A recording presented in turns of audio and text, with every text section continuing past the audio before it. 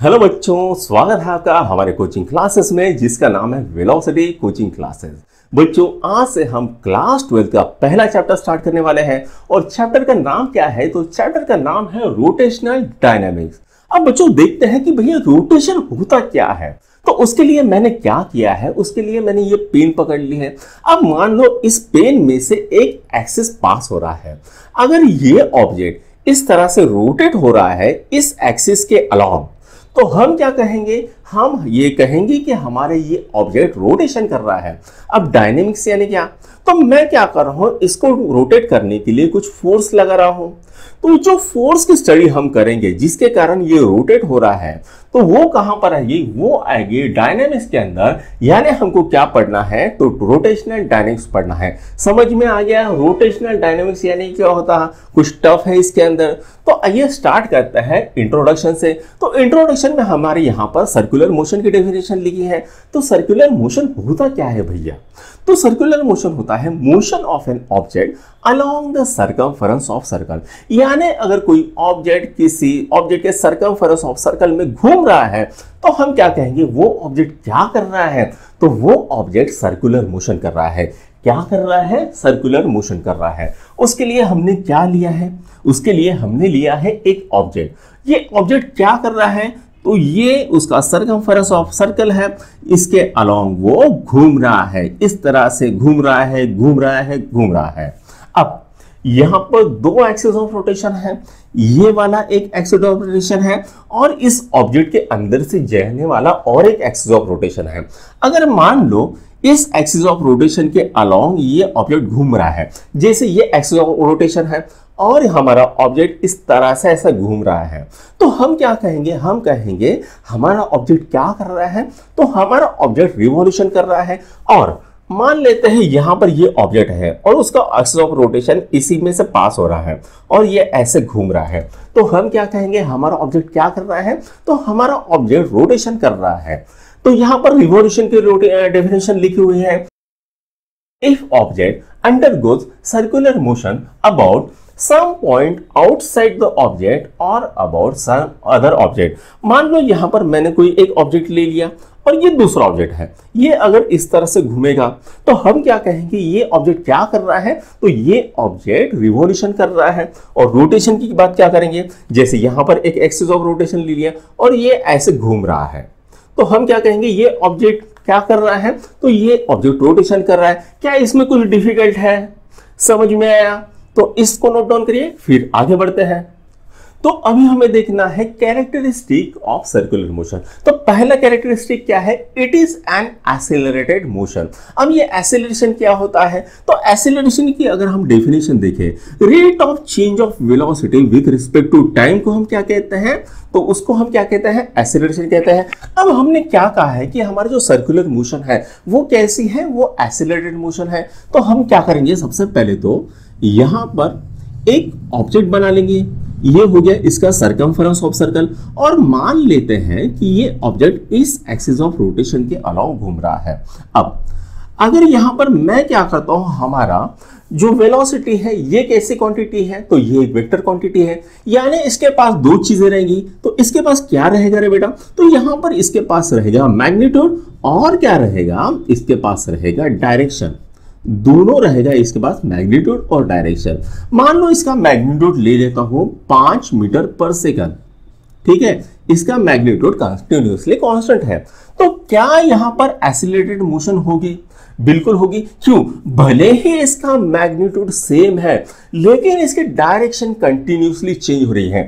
अब ये यहां से गया तो इसकी डायरेक्शन हम कैसे दिखाते हैं? टेंजेंशियल दिखाते हैं। फिर यहां से यहां पर गया, इसकी डायरेक्शन ऐसे दिखाते हैं। फिर यहां पर गया, इसकी डायरेक्शन ऐसे दिखाते हैं। फिर यहां पर गया, इसकी डायरेक्शन ऐसे दिखाते हैं। फिर यहां पर गया, इसकी डायरेक्शन ऐसे दिखाएंगे। फिर यहां पर गया, इसकी डायरेक्शन ऐसे दिखाएंगे। तो हम क्या करते हैं? इसकी जो डायरेक्शन है ये कंटिन्यूअसली चेंज हो रही है। भले ही इसका मैग्नीट्यूड कांस्टेंट है लेकिन इसकी डायरेक्शन कंटिन्यूअसली चेंज हो रही है, जिसके कारण हम क्या कहेंगे? सर्कुलर मोशन कैसी मोशन होती है? तो सर्कुलर मोशन एक एक्सेलरेटेड मोशन होती है। समझा? इसको नोट डाउन करो। दूसरी चीज, it is a periodic motion. अब यहां पर क्या हो रहा है बच्चों? ये यहां से गया, अब ये इसके ट्रैजेक्टरी है, यहां से ये ऐसे घूम फिर के वापस आ रहा है, तो ये क्या कर रहा है, ये एक रिपीटेड पाथ को फॉलो कर रहा है, एक रिपीटेड ट्रैजेक्टरी को फॉलो कर रहा है, जिसके कारण हम क्या कहेंगे, तो it is a periodic motion. ये 2 पॉइंट है, इनको लिख लो। हमारा नेक्स्ट टॉपिक क्या है, तो नेक्स्ट टॉपिक है काइनेमैटिक्स ऑफ सर्कुलर मोशन। अब ये काइन मतलब क्या होता है, तो काइन मतलब होता है मोशन, और मैटिक्स मतलब क्या होता है, तो मैटिक्स मतलब मैथ। यानी सर्कुलर मोशन के वक्त जितनी भी मैथ्स लगने वाली है वो हम कहां पर पढ़ेंगे, वो हम अभी पढ़ेंगे। तो बच्चों इससे पहले आपने लीनियर मोशन के बारे में पढ़ा होगा, राइट। लीनियर मोशन पढ़ा था हमने, उसके अंदर हमने एक्स को लिया था डिस्प्लेसमेंट, याद होगा आपको। एक्स को क्या लिया था हमने, तो एक्स को लिया था डिस्प्लेसमेंट। वहीं v को क्या लिया था, v को हमने वेलोसिटी लिया था, और वेलोसिटी का फॉर्मूला क्या था, dx बाय dt, यानी rate of change of displacement with respect to time क्या हो रहा था हमारा, तो वो हो रहा था वेलोसिटी। उसके बाद हमने लिया था एक्सेलरेशन, ए क्या होता है एक्सेलरेशन, और इसका क्या फॉर्मूला था, a is equal to dv by dt। अब ये dv बाई dt क्या होता है, rate of change of velocity with respect to time क्या होता है, एक्सेलरेशन होता है। अगर किसी चीज की वेलोसिटी अगर कांस्टेंट है तो क्या वहां पर एक्सेलरेशन होगा, तो वहां पर किसी भी तरह का एक्सेलरेशन नहीं होगा, उसका एक्सेलरेशन 0 होगा। अब जब हम यहां पर सर्कुलर मोशन को पढ़ रहे हैं, क्या पढ़ रहे हैं, सर्कुलर मोशन, तो यहां पर ये जो टर्म है वो सब चेंज हो जाएगी। तो यहां पर है हमारा x जो कि दर्शा रहा है डिस्प्लेसमेंट, यहां पर उसकी जगह पे लिखेंगे थीटा, और ये क्या दर्शाएगा, तो ये दर्शाएगा आपको एंगुलर डिस्प्लेसमेंट। क्या दर्शाएगा, ये दर्शाएगा आपको एंगुलर डिस्प्लेसमेंट। उसी तरह से यहां पर लिखा था v, ये दर्शा रहा था आपको वेलोसिटी। अब यहां पर हम लिखेंगे ओमेगा, और ये क्या दर्शाएगा, तो ये दर्शाएगा एंगुलर वेलोसिटी। क्या दर्शाएगा, एंगुलर वेलोसिटी। मैंने एंगुलर की जगह पे खाली ए लिख के रख दिया, आप पूरा का पूरा लिखो इसको एंगुलर वेलोसिटी। अब एंगुलर वेलोसिटी का फॉर्मूला क्या आएगा बेटा, वो आएगा rate of change of angular displacement with respect to time. क्या आएगा, rate of change of angular displacement with respect to क्या टाइम, क्या आएगा, तो ये आएगा एंगुलर वेलोसिटी। अब बात करते हैं एक्सीलरेशन की, तो यहां पर है बच्चों लीनियर एक्सीलरेशन। अब यहां पर हम क्या लेंगे, तो यहां पर हम लेंगे एंगुलर एक्सीलरेशन। क्या हो जाएगा यहां पर, तो यहां पर हो जाएगा एंगुलर एक्सीलरेशन। अब बच्चों मुझे बताओ एंगुलर एक्सीलरेशन का फॉर्मूला क्या आने वाला है, बिल्कुल सही, d omega by d t, rate of change of angular velocity with respect to time क्या होगा, एंगुलर एक्सेलरेशन।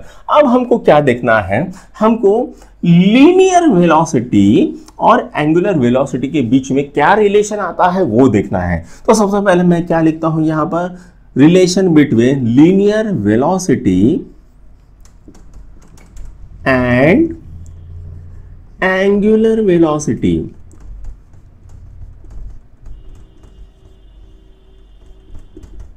और यहां पर क्या लिख देता हूं, रिलेशन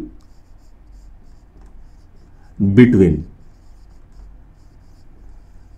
तो बच्चों इनका रिलेशन क्या आता है, तो इनका रिलेशन आता है vector omega is equal to vector V cross vector are.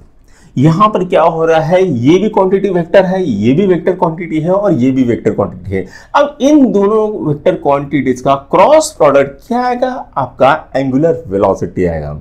अच्छा, अब यहां पर जो एंगुलर वेलोसिटी है ये एक्सियल वेक्टर है। ये कैसा वेक्टर है बच्चों, ये एक्सियल वेक्टर है। अब आप पूछोगे भाई इसका एक्सियल वेक्टर का मतलब क्या होता है, ये एक्सियल वेक्टर तो हमने बोल दिया, इसका मतलब क्या होता है, यानी इसकी जो डायरेक्शन है ये अलोंग एक्सिस होती है। कैसी होती है, अलोंग एक्सिस। जैसे मान लो मैंने कोई एक ऑब्जेक्ट ले लिया और ये ऑब्जेक्ट इस सर्कमफेरेंस ऑफ सर्कल के अलोंग घूम रहा है, ठीक है, ये इस तरह से घूम रहा है। यहां पर ये क्या दर्शाएगा, तो ये इसकी टेंजेंशियल वेलोसिटी दिखाएगा और इसका जो मैग्नीट्यूड है, ठीक है। और यहां पर इसकी जो डायरेक्शन है, ये एंगुलर वेलोसिटी की डायरेक्शन हम किससे दिखाएंगे, तो ये दिखाएंगे हम राइट हैंड थंब रूल से। ये मान लो इस तरह से घूम रहा है, तो इसकी डायरेक्शन कैसी होगी, इसकी डायरेक्शन अप होगी। अब ये जो वेक्टर होता है एंगुलर वेलोसिटी या एक्सियल वेक्टर होता है, इनको और एक नाम है, क्या नाम है इनको, तो इनको बोलते हैं हम सूडो वेक्टर। क्या बोलते हैं, सूडो वेक्टर। अब इनको सूडो वेक्टर क्यों बोलते हैं बेटा, अब देखना हमने क्या बोला है, इनकी जो डायरेक्शन है, इनकी डायरेक्शन अप है, लेकिन क्या ऊपर में कोई जा रहा है, तो ऊपर में कोई नहीं जा रहा है, जिसके लिए इनको हम क्या बोलते हैं, सूडो वेक्टर बोलते हैं, क्योंकि ऊपर में तो कोई जा नहीं रहा। फिर ये हमने बोला उसकी डायरेक्शन अप है। अगर ये ऑब्जेक्ट इस तरह से घूमेगा, इस तरह से, ध्यान देना, ये ऑब्जेक्ट अब इधर दौड़ रहा है, इधर जा रहा है, यहां से यहां पर जा रहा है, ऐसे जा रहा है, ऐसे जा रहा है, ऐसे जा रहा है, तो इसकी डायरेक्शन हम कैसे दिखाएंगे, राइट हैंड थंब रूल से दिखाएंगे। तो इसकी डायरेक्शन कैसी आएगी, इसकी डायरेक्शन नीचे आएगी। और यहां पर हमने लिखा है, ये तो लिखा है इसका वेक्टर क्वांटिटी में, अगर इसका मैग्नीट्यूड मुझे लिखना है तो मैं इसका मैग्नीट्यूड कैसे लिखूंगा, तो मैं इसका मैग्नीट्यूड इस तरह से लिखूंगा। तो ये इसका मैग्नीट्यूड का फॉर्मूला हो गया और ये इसके मैग्नीट्यूड प्लस डायरेक्शन का फॉर्मूला हो गया, ठीक है। ये क्या दर्शाएगा, ये सिर्फ आपको उसका मैग्नीट्यूड दर्शाएगा और ये मैग्नीट्यूड के साथ साथ उसका डायरेक्शन दर्शाएगा। इसको नोट डाउन कर लो, फिर आगे बढ़ते हैं। तो बच्चों अभी हमें सीखनी है दो चीजें, एक तो सीखना है टाइम पीरियड क्या होता है और दूसरी चीज सीखनी है हमें फ्रीक्वेंसी। तो आइए सबसे पहले देख लेते हैं कि टाइम पीरियड क्या होता है। टाइम पीरियड, तो वो जो टाइम पीरियड को हम टी से दर्शाते हैं, इसका क्या मतलब होता है, तो किसी भी ऑब्जेक्ट को एक रिवॉल्यूशन कंप्लीट करने के लिए जितना टाइम लगता है उसे हम क्या कहते हैं, उसे हम कहते हैं टाइम पीरियड। मेरे साथ दोहराओ, एक ऑब्जेक्ट को एक रिवॉल्यूशन कंप्लीट करने के लिए जितना भी टाइम लगता है उसी को हम क्या बोलेंगे, टाइम पीरियड। और इसको किससे दर्शाते हैं, उसको दर्शाते हैं टी से। अब बात करते हैं फ्रीक्वेंसी की। तो बच्चों फ्रीक्वेंसी क्या होती है, फ्रीक्वेंसी को हम एन से दर्शाते हैं। अब फ्रीक्वेंसी क्या होती है, तो एक सेकंड में कोई भी ऑब्जेक्ट कितने रिवॉल्यूशंस कंप्लीट करता है उसी को हम क्या कहते हैं, उसी को हम कहते हैं फ्रीक्वेंसी। कोई ऑब्जेक्ट एक सेकंड में कितने रिवॉल्यूशंस कंप्लीट करता है उसी को हम क्या कहते हैं, उसी को हम कहते हैं फ्रीक्वेंसी। और ये जो फ्रीक्वेंसी है ये दी जाती है हर्ट्ज में। किस में दी जाती है, तो ये दी जाती है हर्ट्ज में। और ये फ्री टाइम पीरियड और फ्रीक्वेंसी इनका क्या रिलेशन होता है, तो time period is inversely proportional to the N होता है। ओके अब यहां पर बच्चों आप देखोगे कि ओमेगा जो होती है एंगुलर वेलोसिटी, उसका और एक फॉर्मूला है, वो क्या होता है, वो होता है omega is equal to 2 pi N. ये फॉर्मूला होता है, पाई को तो पता ही है आपको, एन क्या होती है, एन होती है फ्रीक्वेंसी। इसी फॉर्मूले को आप ऐसे भी लिख सकते हो, omega is equal to 2 pi upon T. क्या लिख सकते हो इस तरह से, 2 पाई अपॉन टी। इसको नोट डाउन करिए, फिर आगे बढ़ते हैं। अब अगला टॉपिक है बच्चों यूनिफॉर्म सर्कुलर मोशन का। तो आइए स्टार्ट करता है यूनिफॉर्म सर्कुलर मोशन को। तो यूनिफॉर्म सर्कुलर मोशन को हम लिखते हैं यूसीएम से। इसका फुल फॉर्म क्या होता है, इसका फुल फॉर्म होता है यूनिफॉर्म सर्कुलर मोशन। क्या फुल फॉर्म होता है, यूनिफॉर्म सर्कुलर मोशन, यूसीएम। अच्छा अब ये यूनिफॉर्म सर्कुलर मोशन क्या होता है, मान लो कोई एक ऑब्जेक्ट है और ये ऑब्जेक्ट सर्कुलर मोशन कर रहा है, राइट। ये ऑब्जेक्ट क्या कर रहा है, ये ऑब्जेक्ट सर्कुलर मोशन कर रहा है। अगर मान लो इसका मैग्नीट्यूड कैसा है, तो इसका मैग्नीट्यूड कांस्टेंट है, magnitude is equal to constant. Direction तो चेंज होती रहेगी, है ना, डायरेक्शन सर्कुलर मोशन में चेंज होते रहते हैं। अभी अभी हमने देखा था, अगर किसी ऑब्जेक्ट के वेलोसिटी का मैग्नीट्यूड अगर कांस्टेंट है तो वैसी मोशन को हम क्या कहते हैं, वैसी मोशन को हम कहते हैं यूनिफॉर्म सर्कुलर मोशन। अब यहां पर अगर हम लीनियर वेलोसिटी की बात करें तो लीनियर वेलोसिटी के पास बच्चों दो चीजें होती हैं, एक होता है उसका मैग्नीट्यूड, एक क्या होता है उसका मैग्नीट्यूड और दूसरी होती है उसके पास होता है डायरेक्शन। अभी हमने कहा मैग्नीट्यूड जो होता है वो कांस्टेंट होता है और जिसके कारण इसका यहां पर एक्सेलरेशन जो हो जाएगा वो हो जाएगा 0।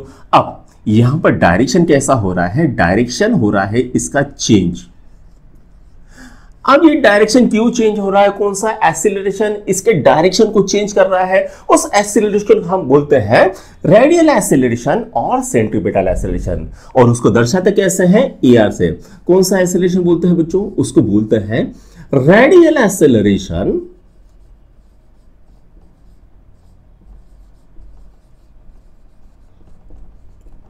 और सेंट्रीपिटल एक्सेलरेशन और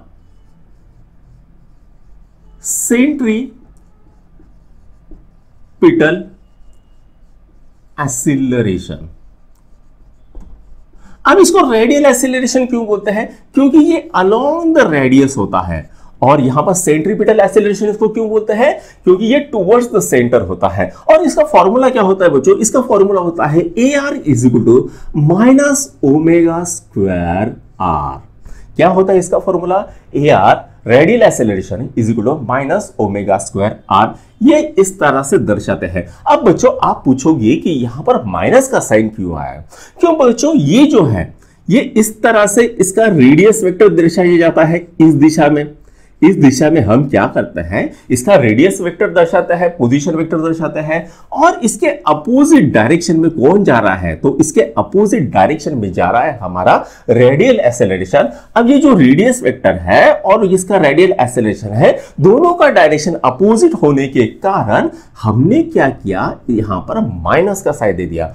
अगर हम इसके मैग्नीट्यूड की बात करें तो इसका मैग्नीट्यूड किस तरह से दर्शाएंगे, तो इसका मैग्नीट्यूड दर्शाएंगे ओमेगा स्क्वायर R से। अब हमको पता है बच्चों V is equal to R omega होता है, यानी omega is equal to V by R होता है। और अगर मैं omega is equal to V by R की वैल्यू अगर इसमें पुट करूं तो मुझे क्या मिलेगा, V square by R square into R मिल जाएगा। अब अगर यहां पर R से R मार डालता हूं मैं तो मुझे क्या मिलेगा, V स्क्वायर बाय R मिलेगा। ये एक मुझे फॉर्मूला मिल गया, फिर से रेडियल एक्सेलरेशन के मैग्नीट्यूड का फॉर्मूला क्या मिल गया, V स्क्वायर बाय R, ये फॉर्मूला मिल गया। अब मैं क्या करता हूं, इसको थोड़ा सा अलग अलग कर देता हूं। ये तो एक बेटा फॉर्मूला है, ये एक फॉर्मूला है, ये एक फॉर्मूला है। अब V into V by R, अब मुझे पता है V बाय R क्या होता है, ओमेगा होता है।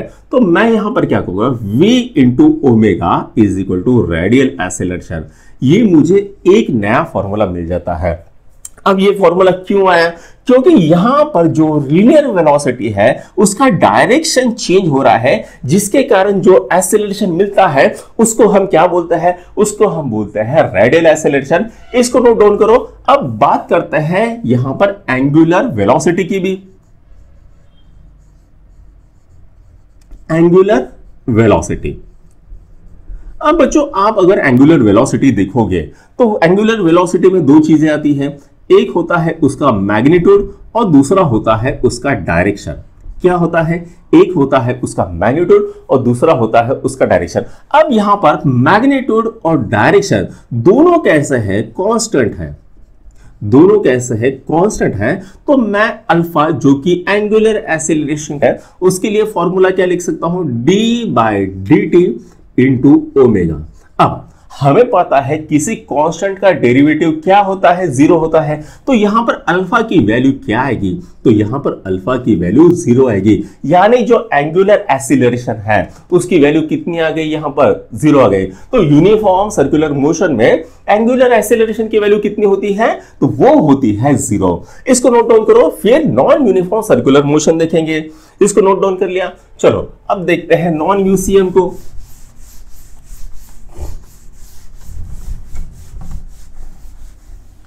अब क्या देखते हैं, नॉन यूसीएम को। यानी क्या होता है, यानी होता है नॉन यूनिफॉर्म सर्कुलर मोशन। अब यहां पर नॉन यूनिफॉर्म सर्कुलर मोशन कब होता है? मान लीजिए आपका कोई पंखा है और बंद है, बहुत यहां पर गर्मी हो रही है, मैं पूरा पसीने से गीला हो गया, मैंने पंखा भी बंद कर लिया है, और अगर मान लो मुझे पंखा चालू करना है तो पंखा क्या करेगा? धीरे धीरे घूमेगा और उसकी धीरे धीरे क्या होगी? स्पीड बढ़ेगी। अब यहां पर क्या हो रहा है? उसका डायरेक्शन भी चेंज हो रहा है और उसका मैग्नीट्यूड भी चेंज हो रहा है। तो यहां पर नॉन यूनिफॉर्म सर्कुलर मोशन में क्या होता है? जो लीनियर वेलोसिटी होती है, लीनियर वेलोसिटी, उसका मैग्नीट्यूड भी चेंज होता है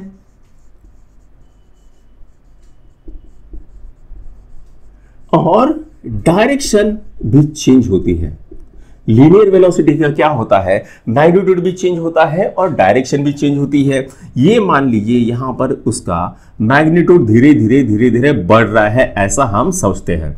अब हमको पता है लीनियर वेलोसिटी में जो डायरेक्शन चेंज होता है उसके कारण वो हमको जो एक्सेलरेशन मिलता है, या ऐसा कहेंगे जिस एक्सेलरेशन के कारण लीनियर वेलोसिटी का डायरेक्शन चेंज होता है उसको कौन सा एक्सेलरेशन कहते हैं? उसको रेडियल या सेंट्रीपिटल एक्सेलरेशन कहते हैं। अभी हमने देखा और उसका फॉर्मूला भी निकाला था, -ω²r, ये फॉर्मूला था हमारा उसका। अब यहां पर मैग्नीट्यूड की बात करते हैं।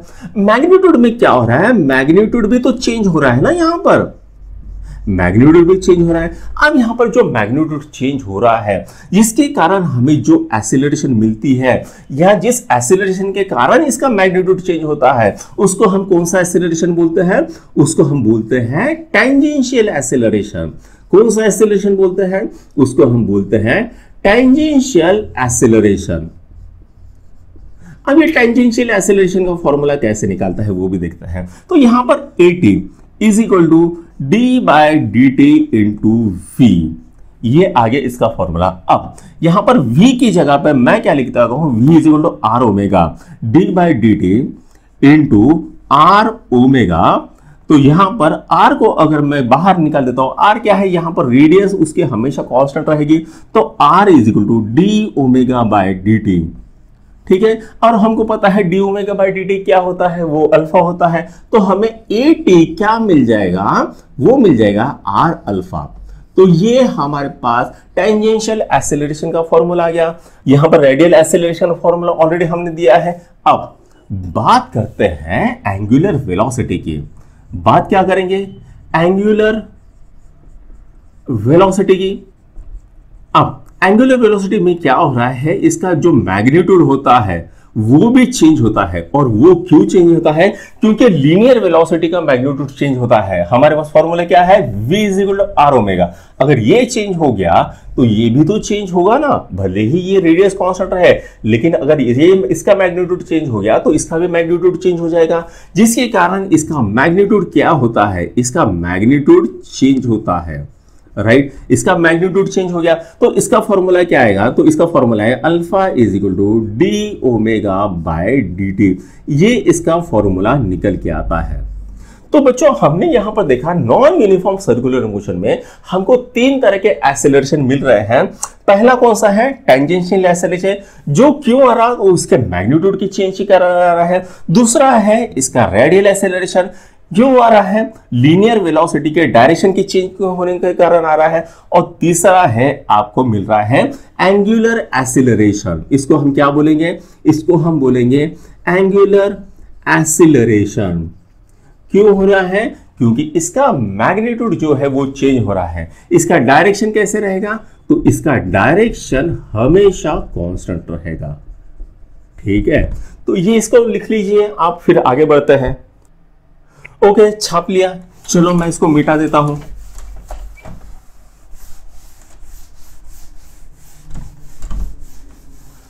अब बात करते हैं बच्चों इनके डायग्राम की, राइट।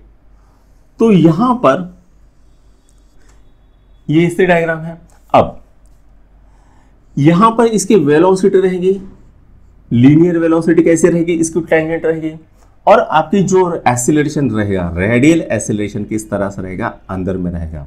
ठीक है, तो ये तो बात हो गई आपकी यूनिफॉर्म सर्कुलर मोशन की। बात करते हैं आपके नॉन यूनिफॉर्म सर्कुलर मोशन की। अब अगर हम देखें figure non uniform circular motion में, हमने देखा तीन तरह के एक्सीलरेशन। तो यहां पर हम निकालेंगे वेलोसिटी को, कैसी रहेगी, टेंजेंशियल वेलोसिटी रहेगी। और ये एक्सीलरेशन रहेगा टेंजेंशियल एक्सीलरेशन। क्यों आएगा? क्योंकि इसका मैग्नीट्यूड चेंज होगा, जिसके कारण यहां पर टेंजेंशियल एक्सीलरेशन रहेगा। उसका डायरेक्शन हम यहां पर दिखाएंगे। रेडियल एक्सीलरेशन अंदर की साइड में था और जो एंगुलर एक्सीलरेशन है वो यहां पर दिखाएंगे। ठीक है, अब और एक चीज हम देखते हैं कि मान लो कोई ऑब्जेक्ट इस तरह से सर्कुलर मोशन कर रहा है, तो यहां पर अगर उसकी स्पीड कंटिन्यूअसली बढ़ रही है तो यहां पर इसका थीटा भी ऊपर की दिशा में आएगा, ओमेगा भी ऊपर की दिशा में आएगा और अल्फा भी ऊपर की दिशा में आएगा। लेकिन अगर मान लो हम इसकी स्पीड धीरे धीरे कम करते हैं तो क्या होगा? तो होगा ये कि भैया इसका जो ओमेगा है वो तो ऊपर आएगा, लेकिन इसका अल्फा जो है नीचे की दिशा में आएगा। क्यों? क्योंकि आपकी जो एंगुलर वेलोसिटी है वो धीरे धीरे कम हो रही है, जिसके कारण जो एंगुलर एक्सीलरेशन है उसकी डायरेक्शन निगेटिव में आएगी, अपोजिट तो दिस बनाएगी।